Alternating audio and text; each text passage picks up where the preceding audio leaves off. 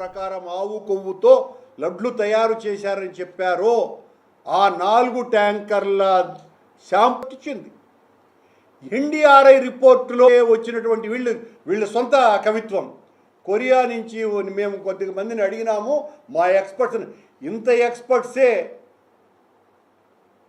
1 సంవత్సరం అంతా కూడా మొత్తం అన్ని పనులు మానేసి మొత్తం విచారణ చేయించినటువంటి వాళ్ళ విచారణ కాదంట.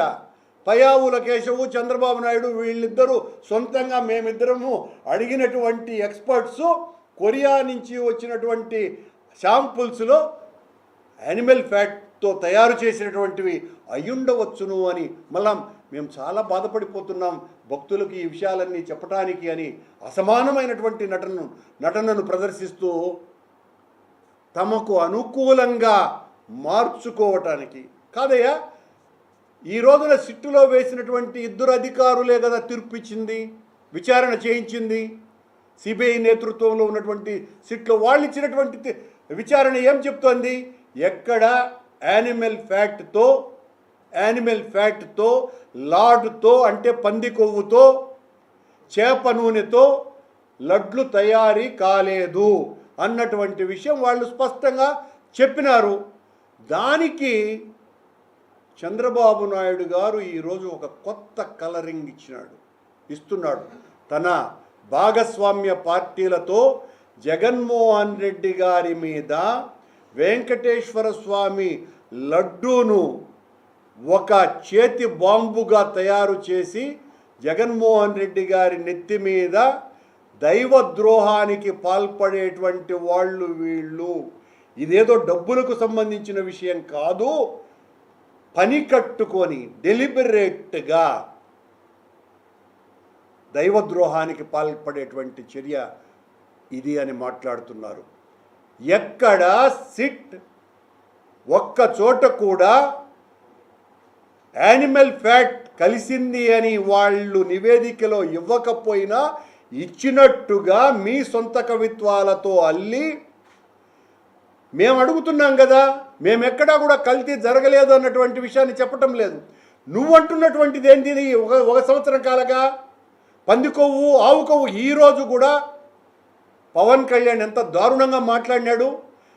మొన్న జరిగినటువంటి ఆయన శాసనసభ సమావేశంలో నేనేమి అలా మాట్లాడలేదు, ఆనాడు నాకు ఎవరో చెబితే ఆ రకంగా మాట్లాడాను, ఆ లడ్డూలను అయోధ్యకు పంపించినటువంటి లడ్డూల విషయంలో అని చెప్పినటువంటి వ్యక్తి ఈ రోజున మళ్ళీ ఈ పత్రికా సమావేశంలో ఈ రోజున అన్ని విషయాలు తెలుసుకున్నాను నేను. ఆ లడ్లల్లో అయోధ్యకు అత్యంత పవిత్రమైన ఆ దేవాలయానికి పంపించినటువంటి లడ్లన్నీ కూడా ఈ పంది కొవ్వు, ఆవు కొవ్వు, చేప నూనెతో తయారు చేసి పంపించినటువంటివి అనేటువంటి మాట మాట్లాడతాడు. దీనికి పవన్ కళ్యాణ్కి చాలాసార్లు స్పష్టత ఇచ్చినాం మేము. ఆ లడ్లని, ఆ 1,00,000 లడ్లని పంపించింది ఈరోజు నీ ప్రభుత్వంలో ఉన్న పాలక మండలి సభ్యుడైన సౌరభ్ బోరా అనేటువంటి పాలక మండలి సభ్యుడు.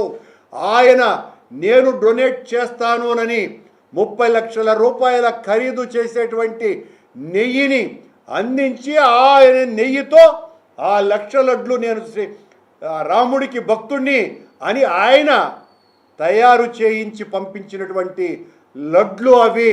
పవన్ కళ్యాణ్ గారు ఇప్పటికైనా తెలుసుకోండి. మీరు పదే చెప్పిన అబద్ధమే చెప్తూనే ఉన్నారు. ఈరోజు చంద్రబాబు నాయుడు గారు ఒక మాట మాట్లాడినారు. ఆయన సభ ఆ మిగతా వాళ్ళు కూడా సుబ్బారెడ్డిని సిఎఫ్టిఆర్ఐ అడిగితే తొక్కిపట్టినారు అని. అసలు నాకు అర్థం కాల. సిఎఫ్టిఆర్ఐ రిపోర్టు కోసమని పంపించిందే సుబ్బారెడ్డి అయితే తొక్కెట్టబడతాడండి? నాకు అర్థం కాల. మీ ప్రకారం అయితే మేము దొంగలమైతే ఎక్కడైనా దొంగతనానికి పోయే ఇంటికి సీసీ కెమెరా అమర్చిపోతాడండి? ఇది సాధ్యమా? లేదా పోలీస్ స్టేషన్కు ఫోన్ చేసి నేను పలానా ఇంటికి దొంగతనానికి పోతున్నాను, మీరు వచ్చిన తర్వాతనే దొంగతనానికి పోతాను అంటాడా? ఏం లాజిక్ అన్నా ఉండాలి కదా. సుబ్బారెడ్డి గారే సిఎఫ్టిఆర్ఐకి పంపించాడంట. మళ్ళా వచ్చిన తర్వాత నొక్కి పట్టినాడంట. ఎంత దారుణమైనటువంటి అపవాదులు వేస్తున్నారో సభ్య సమాజం ఆలోచించవలసిందిగా కోరుతున్నాం. అందులో ఉన్నటువంటి సభ్యులను ఏది పర్చేస్ కమిటీ మెంబర్లను కూడా వదలము అని ఆయన ఏదో మాట్లాడారు. ఆయన దానికి కారణం దాంట్లో నేనున్నాను కాబట్టి. మరి నేనే ఉన్నానా? నీ క్యాబినెట్లో ఉన్నటువంటి మంత్రి పార్థసారథి కూడా అందులో మెంబర్. ఇంకొక బోర్డు సభ్యురాలు అప్పుడు ఉన్నది, ఇప్పుడు మీ శాసనసభ్యురాలుగా ఉన్నది, ఇప్పుడు కూడా ఉన్నది. నన్ను పిలవనే లేదంటున్నాడు పార్థసారథి. మళ్ళీ సిట్టు వాళ్ళు నాతో చాలా స్పష్టంగా చెప్పినారు, సార్ మేము పార్థసారథి గారి ఇంటికి వెళ్ళి ఆయన్ని విచారించి వచ్చినాము సార్ అని చాలా స్పష్టంగా నాతోనే మాట్లాడినారు. ఎంత పచ్చి అబద్ధం! క్యాబినెట్ సమావేశంలోనే ఆ మంత్రి నేను వెళ్ళలేదు సార్, అంత కరుణాకర్ రెడ్డి చూసుకున్నాడు అని. కరుణాకర్ రెడ్డి అనేవాడు ప్రత్యేక ఆహ్వానితుడు మాత్రమే. అతనికి ఏ రకమైనటువంటి వాదనకు బలమయ్యేటువంటి విషయాలలో అర్హత లేనటువంటి ఒక ప్రేక్షక పాత్ర మాత్రమే ప్రత్యేక ఆహ్వానితుడిది. ఎంతసేపు నేను మాట్లాడుతున్నాను కాబట్టి నన్ను కూడా ఒక నేరస్తునిగా చేయాలనేటువంటి తాపత్రయం తప్ప ఏమున్నది? మేము మొదటి నుంచి చెప్తున్నాం. ఈ రోజున వాళ్ళ పత్రికా సమావేశంలో మేము సడలించటము ద్వారా, నిబంధనల్ని సడలించటము ద్వారా ఈ రకమైనటువంటి వాళ్ళు, అర్హత లేనటువంటి వాళ్ళు వచ్చినారు అన్నటువంటి మాటకు కూడా నేను వివరణ ఇచ్చిన. ఆ నిబంధనని సడలించటము ద్వారా కొత్తగా టెండర్లలోకి వచ్చినటువంటి ఒక్క సంస్థ పేరైనా చెప్పమని చెప్పండి, సవాల్ విసురుతున్న చంద్రబాబు గారికి. ఆ నిబంధన కేంద్ర ప్రభుత్వ సరళీకృత విధానాలలో భాగంగా స్టార్టప్ కంపెనీలకు అవకాశం ఇవ్వాలా అన్నటువంటి సదుద్దేశంతో ఆంధ్ర, కర్ణాటక, తమిళనాడు, తెలంగాణ రాష్ట్రాలలో కొత్తగా వచ్చినటువంటి పారిశ్రామికవేత్తలకు అవకాశం కల్పించాలా అన్నటువంటి ఆలోచన చేసిందే తప్ప మరే రకమైనటువంటి దురుద్దేశము లేదు.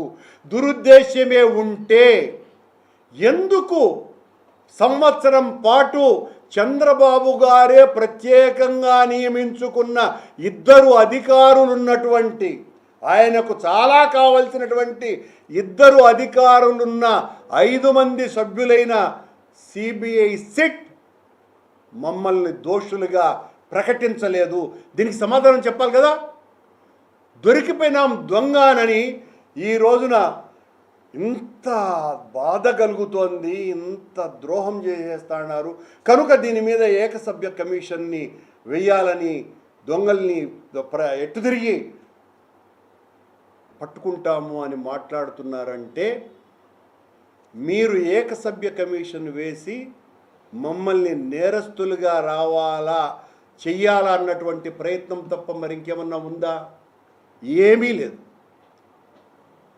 మీ హయాంలో ఈ రోజున ఎవరైతే నేరస్తుడుగా ఉన్నాడో ఆ నేరస్థ డైరీ సంస్థ ప్రీమియర్ డైరీ 14వ సంవత్సరం నుంచి 19వ సంవత్సరం వరకు 80% పైగా సరఫరా చేసింది ఈ ప్రీమియర్ డైరీనే. ఆయన అంటున్నాడు పవన్ కళ్యాణ్, నువ్వుల నూనె ఇంత ధరకు వస్తుంది, నెయ్యి 350 రూపాయలకి ఎట్లొస్తా ఉంది అని. పవన్ కళ్యాణ్ గారు, మీ చంద్రబాబు గారి హయాంలో ఈ ప్రీమియర్ డైరీ 271 రూపాయలకే సరఫరా చేసింది. మా హయాంలో 351 రూపాయల కన్నా సరఫరా చేసినారు. నీ హయాంలో 271 రూపాయలకే సరఫరా చేసింది అన్న విషయాన్ని గుర్తు చేస్తున్నా. ఏదో బోలే బాబాను మేమే తెప్పించినట్టు మళ్ళీ మాట్లాడుతుంది. అదే అబద్ధం. ఈరోజు బోలే బాబాను తెప్పించింది చంద్రబాబు గారే. 2018లోనే చంద్రబాబు గారు ఇంకొక మాట అన్నాడు. ఆయన కొండకు పోయితే భక్తులంతా కూడా బాధతో లడ్డు వాసన చూసి భరించలేక అసలు భక్తులు వచ్చేదే తగ్గిపోయినారు కొండకు గత 5 సంవత్సరాలలో అన్నారు. ఈ మాట మీద చంద్రబాబు నిలబడి విచారణ చేయించాల. ఆ 5 సంవత్సరాలలో నిజంగా భక్తుల సంఖ్య తగ్గిందా అన్నటువంటి విషయం మీద విచారణ చేయించే దమ్ముందా చంద్రబాబు నాయుడు గారికి అని అడుగుతున్నా నేను. ఎంత దారుణం! అంతే కూడా కాకుండా నిన్న ఆధారాలతో చూపించినాను నేను. 2018వ తారీఖున 18వ సంవత్సరం ఫిబ్రవరి నెలన మీరు వేసినటువంటి ఒక టెండర్ 3,87,00,000 రూపాయలకు రోజుకు 975 కేజీల నెయ్యిని ఆయా రోజుల్లో తయారు చేసేటువంటి లడ్లకు వాసన రావటానికి, అద్దటానికి, ఎన్హాన్స్డ్ ఫ్లేవర్ ఘీ అని 4 కోట్ల రూపాయలకు కొన్నారు అని స్పష్టంగా నిన్న ఆధారాలతో చూపించిన. అంటే అర్థమైంది చంద్రబాబు గారు, ఆ రోజున మీరు కల్తీ నెయ్యితో లడ్లు సరఫరా చేస్తున్నారు కాబట్టి, తయారు చేస్తున్నారు కాబట్టే అది అసహించుకుంటున్నారు భక్తులని. మీ హయాంలో ఫ్లేవర్డ్ ఘీ ఆ టెండర్లు వదిలి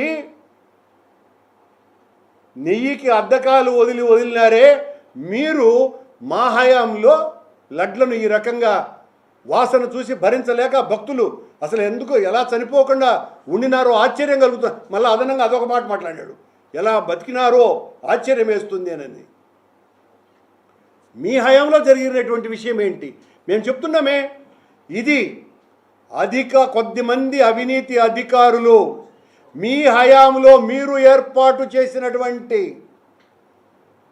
నిపుణులు, టెక్నికల్ ఎక్స్పర్ట్స్, ఆ విజయభాస్కర్ రెడ్డో సురేంద్రో ఎవరో వాళ్ళు మీ హయాంలో కూడా ఉన్నారు. వాళ్ళు ఈ డైరీ సంస్థలు ఈ ముగ్గురు కుమ్మక్కై చేసినటువంటి అపరాధాన్ని ఈ రోజున సిట్ బయట పెట్టింది. మీరు అంటున్నారు కదా మా హయాంలో జరిగిందేనని. మీ హయాంలో ఇదే సిట్టు ఏర్పాటు చేయమని సుప్రీంకోర్టును అభ్యర్థించమని మిమ్మల్ని డిమాండ్ చేస్తున్నా. ఆ డిమాండ్ను అంగీకరించేటువంటి ధైర్యం మీకున్నదా?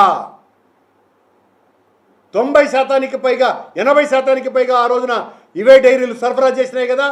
మేము కఠినతరం చేసిన తర్వాత, నా హయాంలో నేను కఠినతరం చేసిన తర్వాత వచ్చిందే కదా ఏఆర్ డైరీ, వచ్చిందే కదా మాల్గంగ డైరీ, వచ్చిందే కదా వైష్ణవి డైరీ.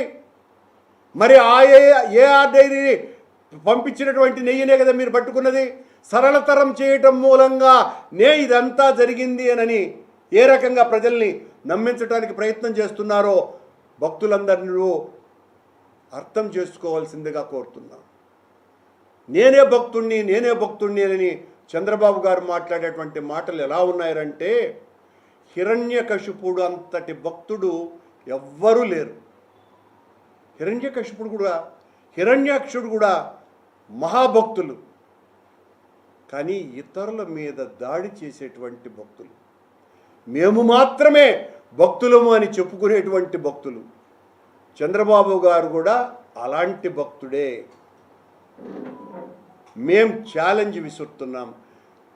తప్పు మేము చేయలేదు కనుకనే సిట్ మమ్మల్ని దోషులుగా అందులో నివేదికలో కోర్టుకు సమర్పించలేదు.